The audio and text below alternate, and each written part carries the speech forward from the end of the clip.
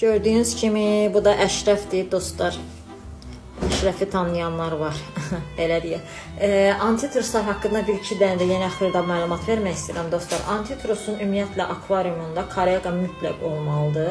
Çünki karyakanın buraxdığı şirələr və bəzi maddələr karyakanın üzərinə çıxır və o üzərinə yapışdığı üçün də antitrustlar onunla qidalanır. Yəni onlar üçün yemdir. Və antitrustları yemlədiyiniz zaman həm proteinli, yarı-yarıya da həm proteinli, həm də spirulina olaraq qidalandıra bilərsiniz. Və bu arada da siz səbzələrdən məsləhət görürəm istifadə edəsiniz. Xiyar, məsələn, kapya bibəri, səbzələrlə daha çox qidalanmağını məsləhət görürəm. Və amma dişi antitrustlarda kürü toplaması üçün ən önəmli olan onlar üçün proteinli yem ehtiyaclıdır.